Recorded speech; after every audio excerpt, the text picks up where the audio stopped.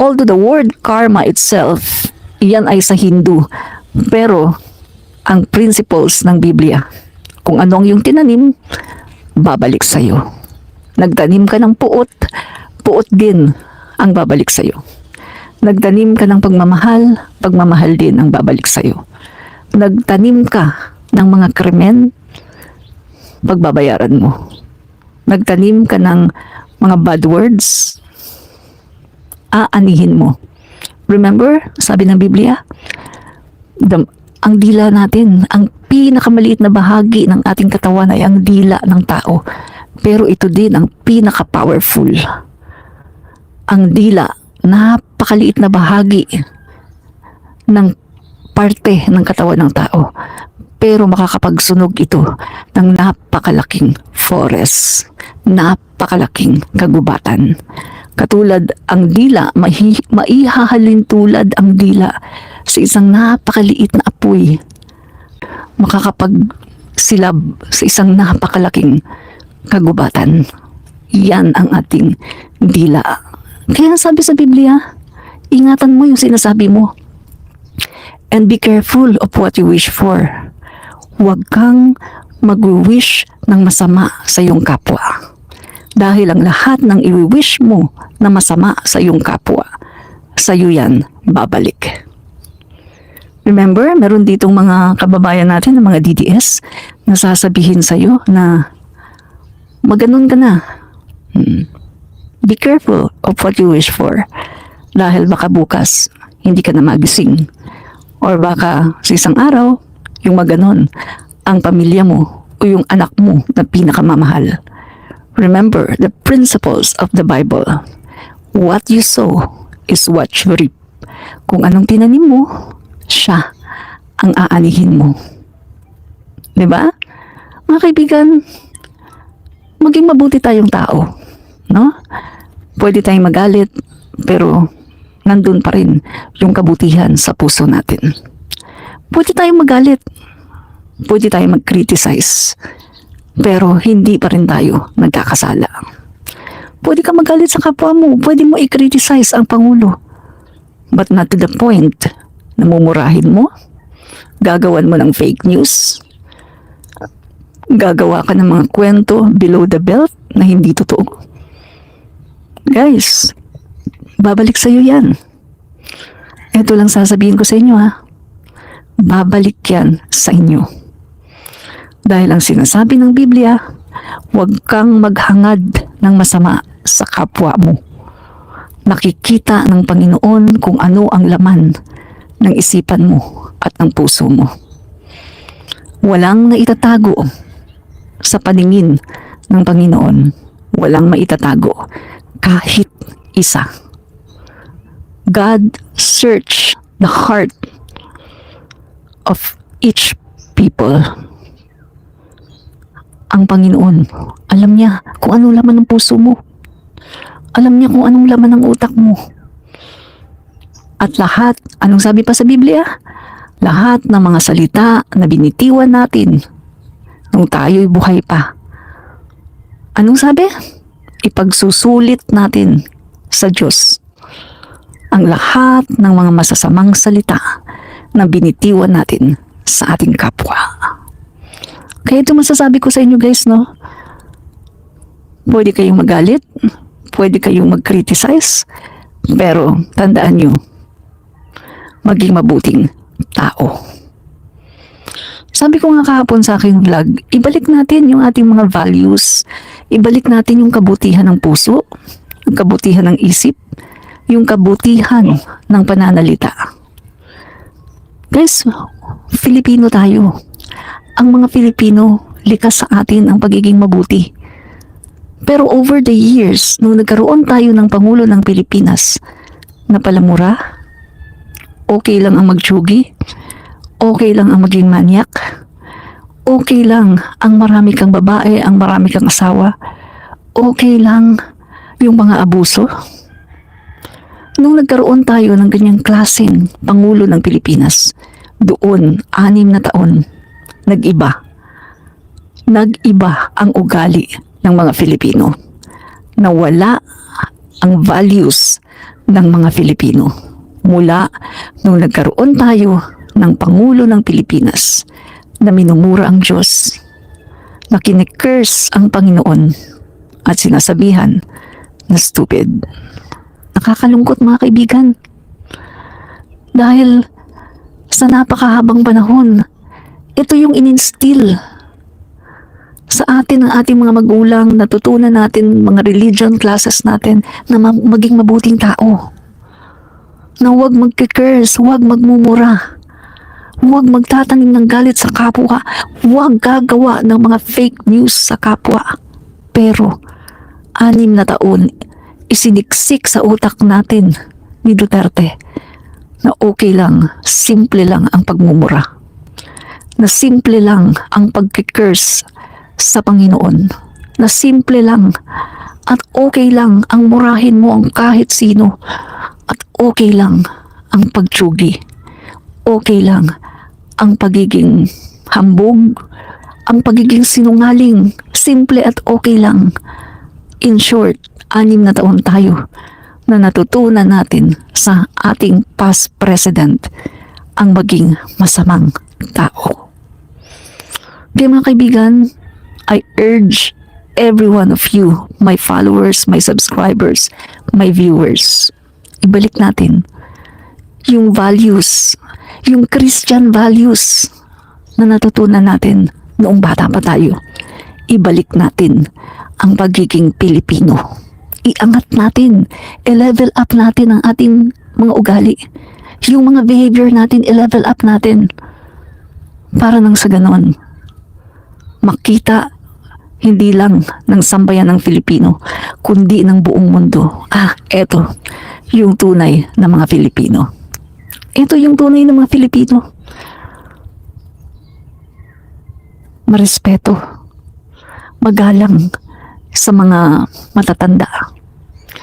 Alam niyo ba mga kaibigan, nung napanood ko yung pag-aresto kay Duterte, alam niyo ba guys, nakakalungkot nung nakita ko si Kitty Duterte. Nung nakita ko si Kitty, bata pa. 18 years old lang si Kitty, di ba? 18 or 19. Pero mga kaibigan, grabe pinagmumura niya si General Torre. Si General Torre, men in uniform, ginagalang. Matanda sa kanya. Puti-puti na nga buhok, di ba? Pero pinagmumura ni Kitty. Alam niyo ba mga guys, nalungkot talaga ako. Nalungkot ako dun. Kasi sabi ko, my God, eto na ba? Eto na ba? Ang kabataan ngayon? Mga kaibigan, alam mo, madami akong kakilalang kabataan. Pero magagalang. Kaya nasabi ko sa sarili ko, depende talaga sa upbringing, depende talaga sa pagpapalaki ng magulang. Look at Sandro Marcos. Nung ang tatay niya nung ang lolo niya ay pinagbantaan na huhukayin, ipapatapon sa West Philippine Sea.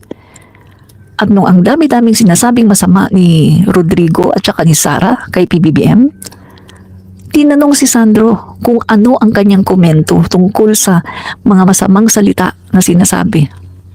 Pati sa nanay niya. Tinanong si Sandro. Anong sabi ni Sandro? Hindi daw siya magkokomento. Dahil ang sabi ni Sandro, iginagalang daw niya ang dating head of state na sa tingin daw niya ay dapat daw na respetuhin pa rin. Kaya hindi daw siya magkukomento. Ano mga kaibigan, lalong lumaki ang aking respeto kay PBBM at kay F. Elisa. Lalo akong humanga sa first couple kasi nakapagpalaki sila ng mga anak na mga marespeto, mga anak na mayroong dignidad, mga anak na marunong gumalang, at mga anak na talagang alam kung saan sila lulugar. Lalo akong humanga sa first couple nung marinig ko si Sandro Marcos na wala daw siyang komento dahil ginagalang daw niya ang former president. Sa kabila ng lahat, sa kabila ng lahat, mga kaibigan, na niyurak-yurakan ang pagkatao ng tatay niya, ng lolo niya, ng nanay niya. Pero ginalang pa rin niya ang former president. Ganyan ang tunay na Filipino. Yan ang tinuro sa atin ng ating mga magulang. Kung tinuruan kayo ng magulang nyo. Diba? Pero ako, yan ang tinuro sa amin ng aming mga magulang.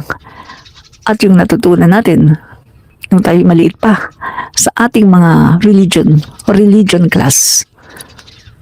Kaya mga kaibigan, ibalik natin.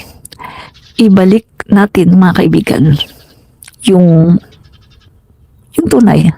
tunay na mga Filipino. Ibalik natin yung mga Christian values. Guys, be good. Maging mabuti tayong tao. Maging mabuti tayong tao sa kapwa natin.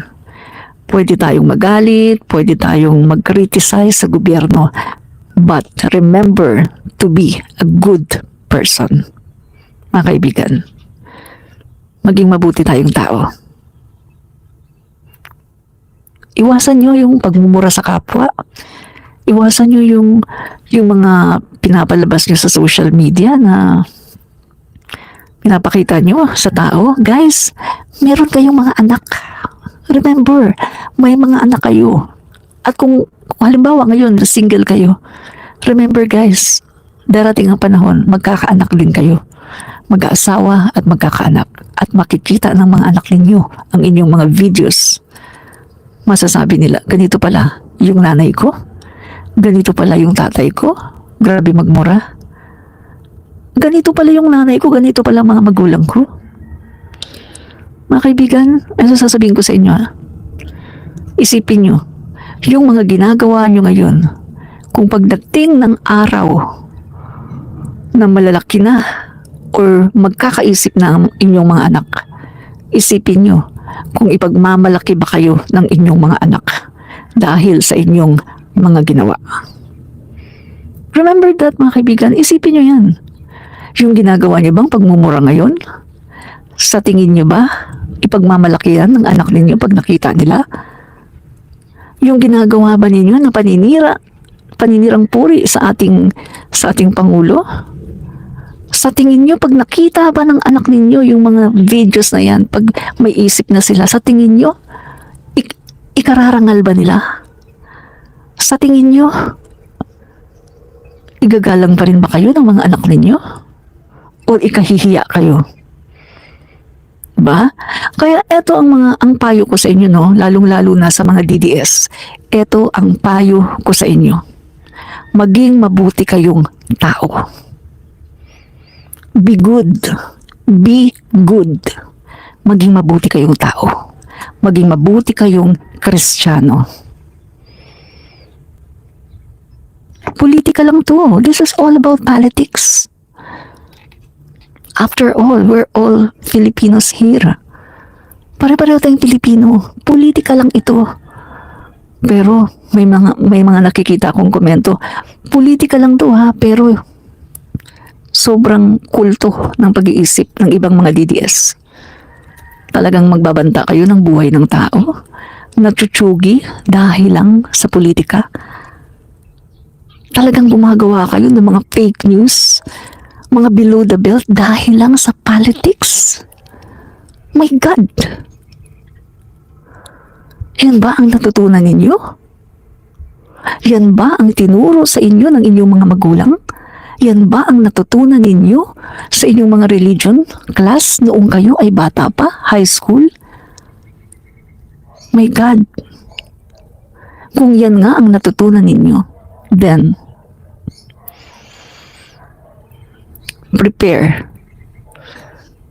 Mag-prepare kayo. Dahil lahat ng mga kasamaan na ginagawa ninyo may katapusan. I tell you the truth, lahat ng kasamaan ng tao may katapusan.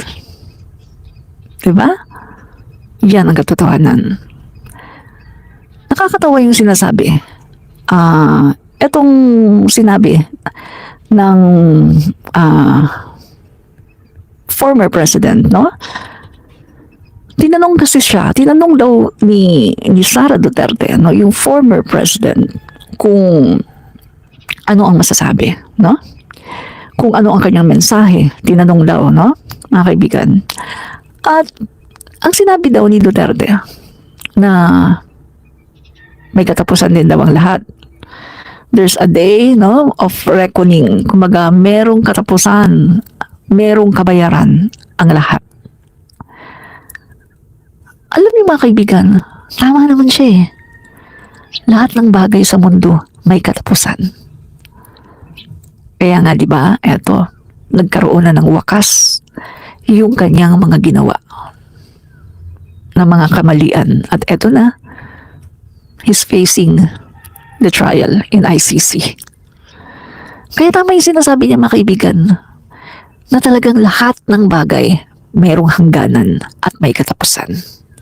At eto, nangyayari na ngayon na talagang merong katapusan at merong hangganan ang lahat ng bagay. Diba?